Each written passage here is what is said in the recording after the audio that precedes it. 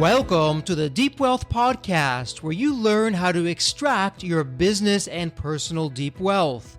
I'm your host, Jeffrey Feldberg. This podcast is brought to you by Deep Wealth and the 90-Day Deep Wealth Experience. When it comes to your business deep wealth, your exit or liquidity event is the most important financial decision of your life. But unfortunately, up to 90% of liquidity events fail.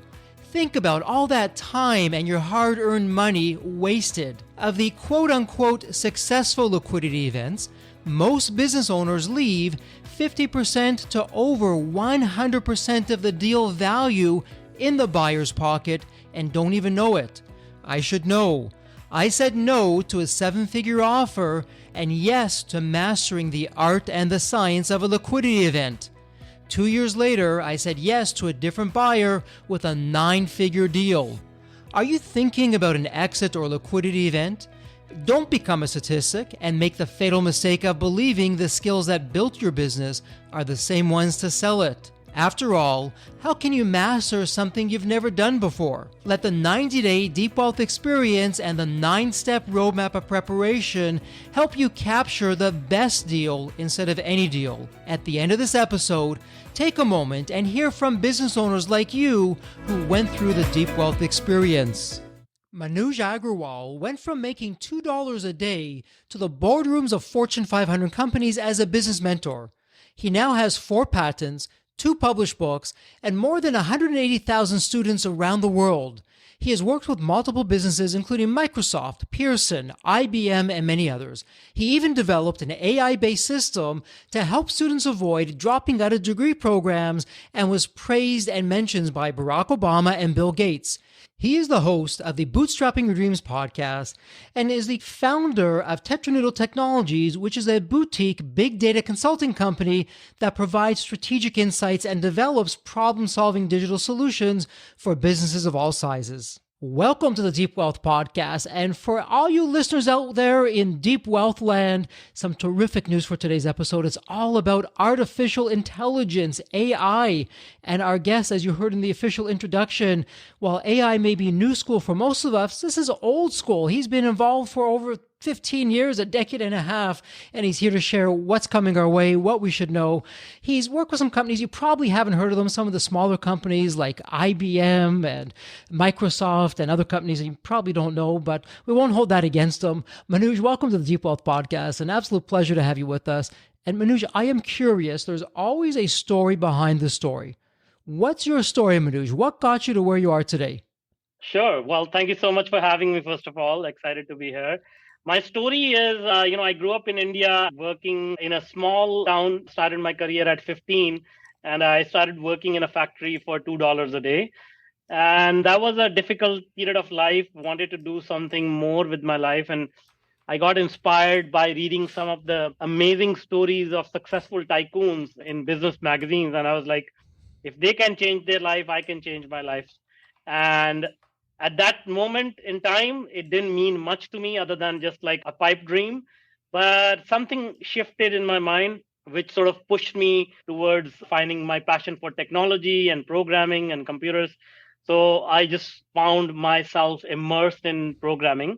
One of the reasons being computers don't talk back to you. You can just ask them to do whatever needs to be done and they never argue. So that was good. And so this was back in 1998. I got my education in computers, like some job experience. And then I came to North America. I got a job in programming very quickly. This was the dot-com boom time. And then I lost my job because of dot-com bust happened.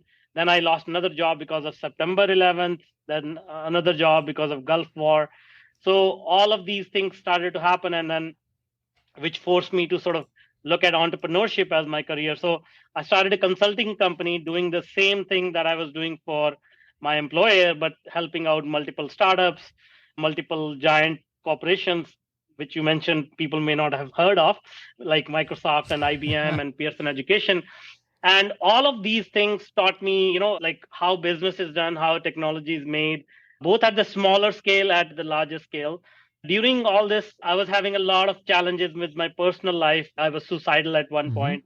And what really got me out of that was meditation and spirituality and understanding neuroscience, understanding the human mind. And so, as I was getting deeper and deeper into artificial intelligence, I realized how AI is such a continuum to our mind. Because once you understand how our mind works, how it recognizes patterns, and how AI recognizes patterns, and how they sort of interact with each other, that was the light bulb moment in my mind that if I can understand my mind and sort of get out of a suicidal thought process, if I can use AI to help people expand their vision for the world, or you do some impactful things, or even experience some meditative effects, how impactful that be. So that was sort of what led me to keep digging deeper and deeper, deeper into AI. Wow, quite the story. Manuj, thank you for being so open and vulnerable with us of some challenging times, even suicidal times for you that you overcame. And here you are today, a success story, really a true success story from on the opposite end of low tech in a low end manufacturing, perhaps with a bleak future. And you just grabbed the dream, heard some things that inspired you, read some books, and off you go. And you're out there now leading the forefront. So, Manuj, you've been with artificial intelligence for AI for quite some time, and it sounds like AI itself helped you get to a better place in your life, perhaps with your outlook, personal-wise and business-wise. So, from a very big picture, for our listeners who perhaps have heard about it in the news but haven't really become familiar with the technology, what big picture-wise, what can you share with them? What would you like them to know today about AI? See, a few things. One is that we have gone through technological revolutions before as well. So if people are old enough to remember in 1990s, if I came to you and I said, hey, do you want an email address? Do you want a website? And 95% of the people will say, what's the email address? I don't think I need a website, right? And it's the same situation again, where AI is such a transformative technology. And a lot of people will say it doesn't apply to me. But if I ask you, if you're running a business, let's say tomorrow you get a new employee, he has passed the legal bar exam, he or she, and he or she has passed the medical exam, he or she has an MBA, he or she has a PhD in history, his PhD in psychology, all of these qualifications, and this employee is willing to work for you for free, never takes a day off, is available 24/7. How will that impact your business? That's the thing that has provided. If you start using AI, that is what you get. You get an employee who's all super intelligent, all knowing, very creative. And now you can start to ask questions that you may always wonder: how can I solve this problem? What does my customer think? How do I engage my employees? Not only that, but let's say you are feeling not good today. You can even talk to AI and start sharing a little bit about what is going on and say, what could be the reason? So it's almost like talking to your counselor, talking to your friend, not in a clinical format, but just understanding the world around you, asking the right questions, because that is one thing that most of us haven't been taught, how to ask the right questions. And so once you start to interact with AI, you will get better and better in asking questions, and you will see how it starts to expand your mind and starts to help you understand the world around you. And so for our listeners, maybe you can help paint the picture for them, because if they haven't interacted with AI now, with one of the AI bots that are out there, and by the time this episode comes out, there'll probably be more AI bots. I'm not even going to name them for what they are today. There'll be even more on the scene. But this is not like typical programming where you have to learn a whole different language. This is, English. You're talking in English to an artificial intelligence bot, and you're talking about questions. So walk our listeners through, once they're onto one of these AI bots, how do they communicate with it? And what could be, if they were to do something today? Because every episode, Manuj, what we say is, hey, stop what you're doing, take an action item today. Yeah. So before your next email, phone call, meeting, go onto an AI bot and maybe ask a question. So if you took your 15 plus years of experience in AI, and I know you do consulting for different businesses and you do coaching. So imagine you're coaching a business owner who's saying, okay, Manuj, I only have time to ask one question today to an AI bot. What should I ask? What would you direct them or coach them through of what they should ask? Excellent question. Yeah. So the first thing that we do when we work with a business owner is ask them, okay, what is the most low hanging fruit where, we can do something, automate something or add AI where it can make you a lot of money, or it can save you a lot of money, or it can save you a lot of time. These are the three pillars that we start with. So let's say we were talking to a lot of real estate agents, for example. Real estate is all about Okay. communication. By the way, all business is about human relationships, right? Whether you are running like a pizza store, whether you're running a consulting company, whether you're running like a car dealership, it's all about people. So when you want to communicate with people, there's a lot of unknowns that we have. What do my Hmm. customers feel like paying for a premium product? Let's say I have two products. One is a low end product, one is a medium price product, and now I'm thinking about launching a premium product, right? Now the options I have is I can go talk to hundreds of people and see if they're going to buy a premium product. I can hire a marketing company to do the research for me, or I can go simply ask this question to AI and say, I want to target affluent people and I want to launch a premium product of my offering. And you can be as descriptive as Hmm. possible. You can say, I sell clothing, I have a specialized t shirt wear, active wear that I'm selling, and I've been selling it for 30 years. And now I'm introducing a premium product line targeted at affluent people. What do you think will resonate with them? What are their pain points? How can I serve them most? What kind of price range do you think they will be able to pay? You can be, again, very descriptive and say, okay, my target audience is in New York, in the Manhattan suburb, and they live in a high rise building. They drive this kind of car. The more information you provide AI, the better answer it will give you. And you'll be surprised how precise that answer is. And now that one question can lead to multiple ideas, and you can start to pursue those thought streams and say, okay, I like this idea of selling premium product to affluent buyers. How do I reach them? Tell me a marketing plan. It'll give you a marketing plan, and you can say, okay, this is great. Now tell me what is the first action I can take out of this marketing plan, and it'll actually lay it out for you. And now, to your point, all you need to do is go out there and take that action. It's amazing when you think about it. And for our listeners, imagine that you have the world's top management consultant who's just there waiting for you, hanging around your office, lingering around, waiting for you to ask a question, and can access all kinds of information really in the blink of an eye that would take us hours or months or who knows how long to be able to do, that you now have that. So Manoj, now that you've given the big picture, I know on your side of things, Tetranoodle technology. So you've created your own boutique. It's a big data consulting company, and you'll go in and you'll begin to help companies get a competitive edge, create a market disruption.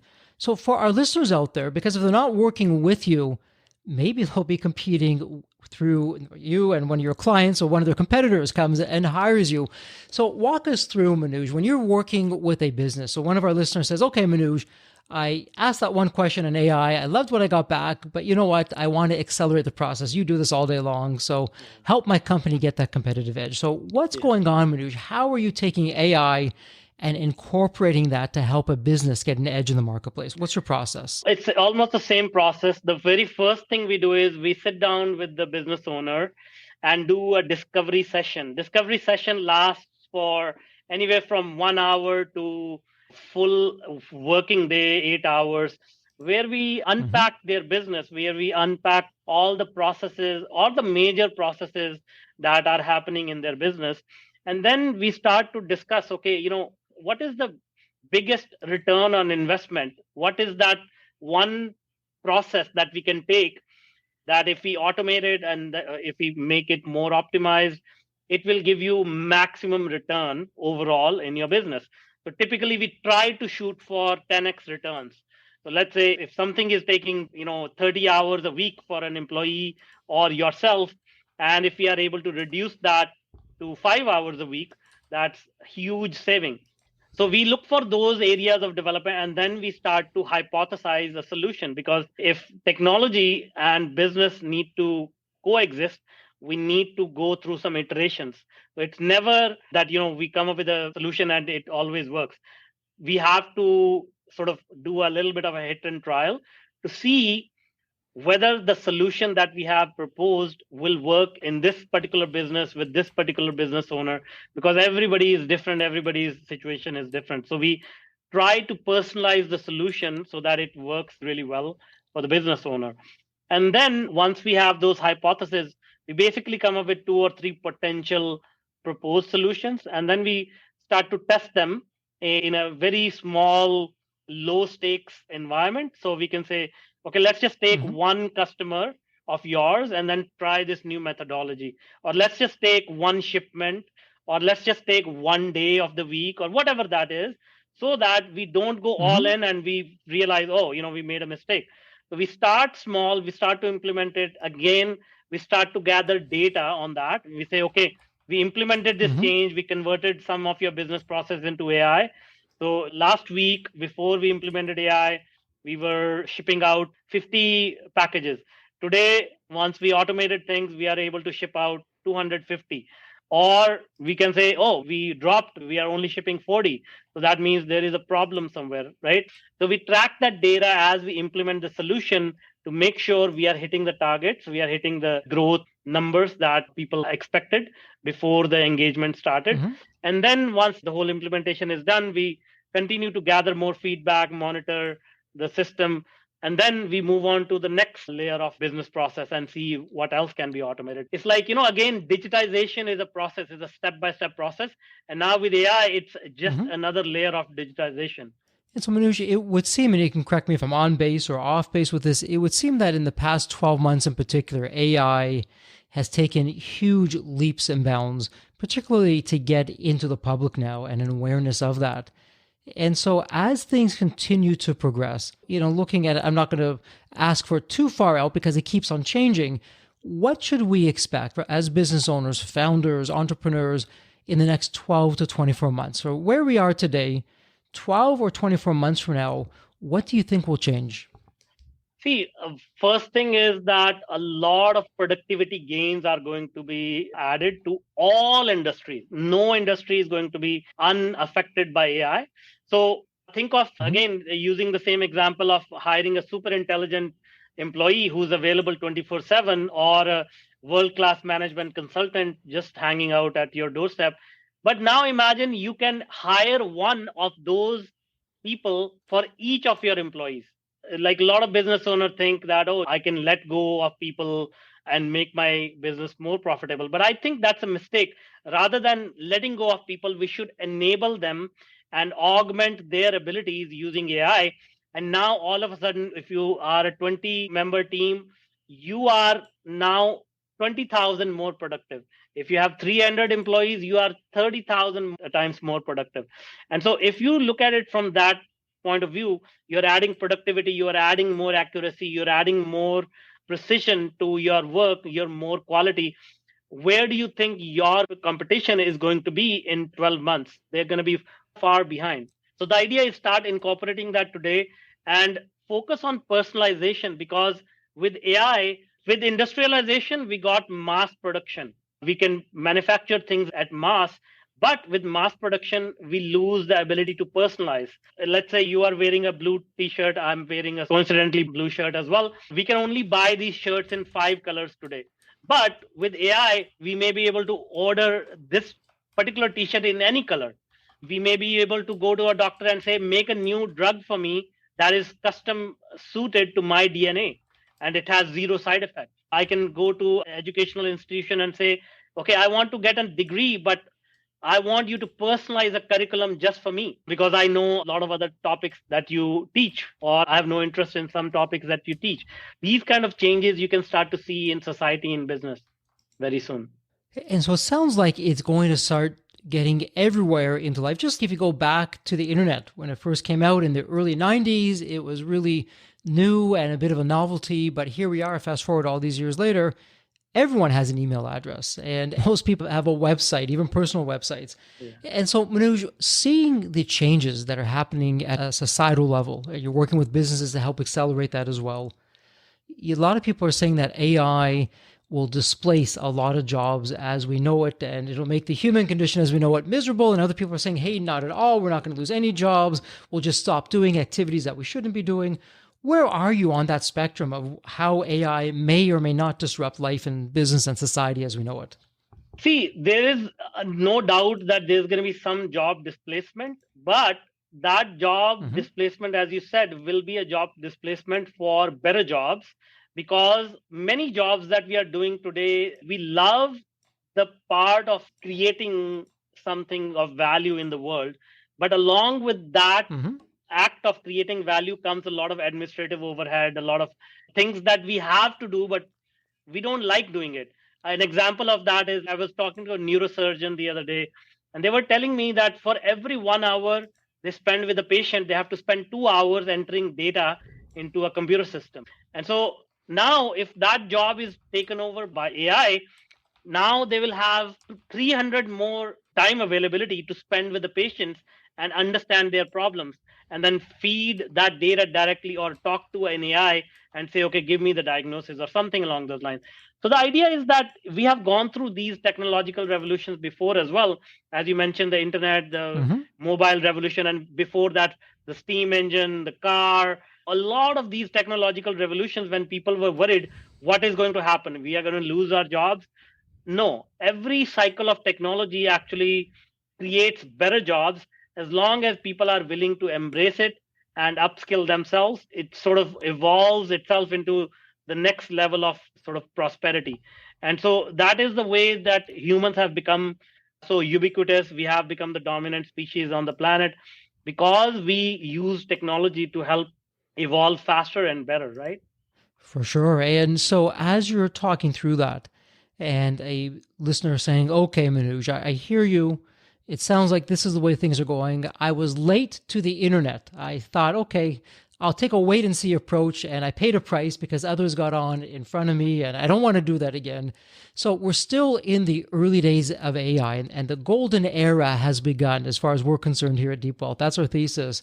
So, what would be some action items starting today of how we can be right there as AI continues to evolve? Our business is right there. We're participating in it. We're benefiting from that. Our customers, our marketplace, our clients are the benefactors of it. What can we be doing? What would be some of the top action items that we should be doing? So first of all, as I said, sign up for ChatGPT because that is sort of the granddaddy of all AI interfaces. Start asking questions about your clients, about your business, about your environment, about anything that comes to mind. The better you can, here is one skill, the better you can get at asking questions using AI, the better you will do with this technology, because it's all about asking the right questions. And these questions come from observing people around you, observing the environment around you. So AI helps you to understand people around you better.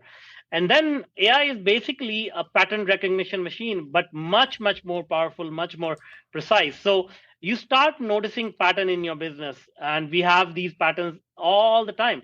What is the seasonality of a Mm-hmm. particular item? What is the consumer behavior of a particular consumer?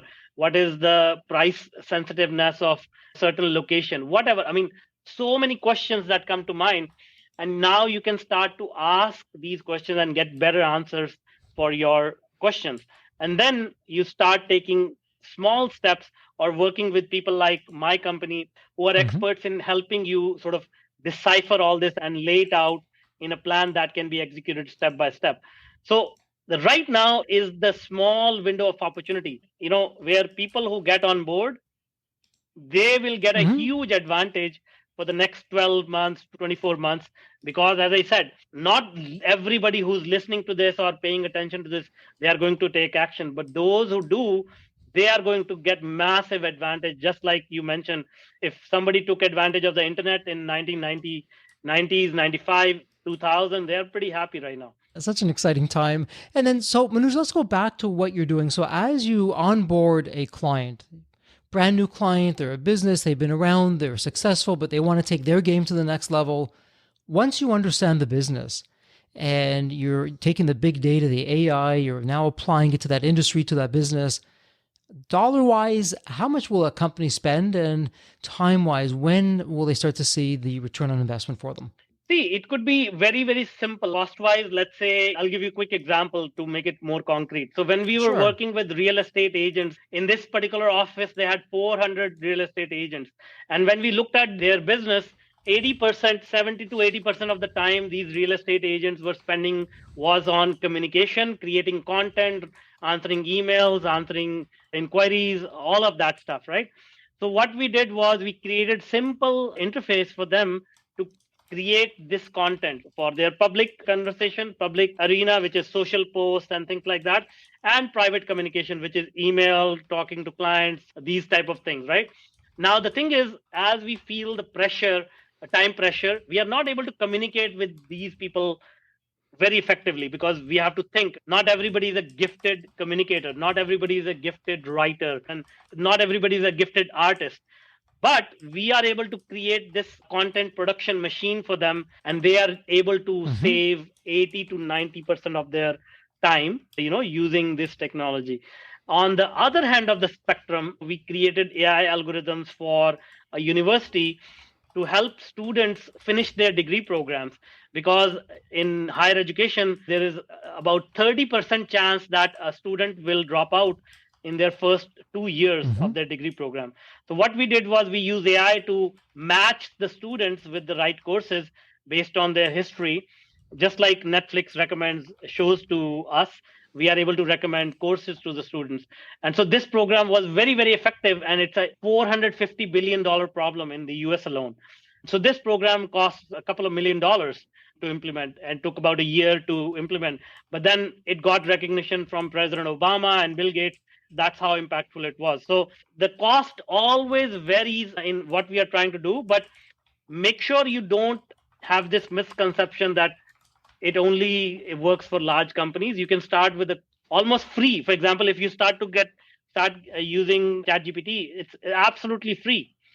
All it takes is your time. But even if you work with a professional like ours, like we created a solution which was like $200 a month, and then larger solutions may cost more, right?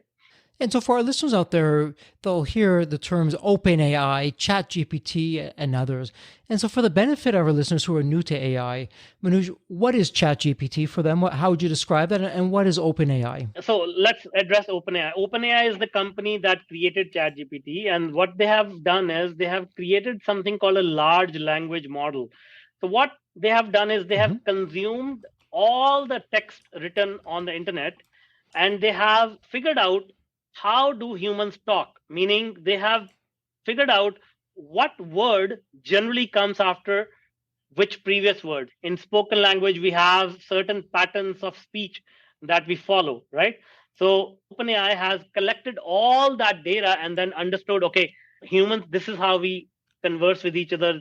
If I say hello, generally that hello word is followed by how are you. So this is how OpenAI has been able to learn.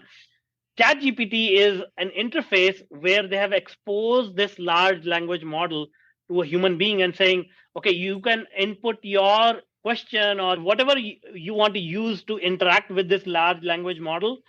You just put in your thoughts in English and it will respond to you based on what we have learned from the entire human consciousness. So it's like ChatGPT is like an interface to collective human consciousness.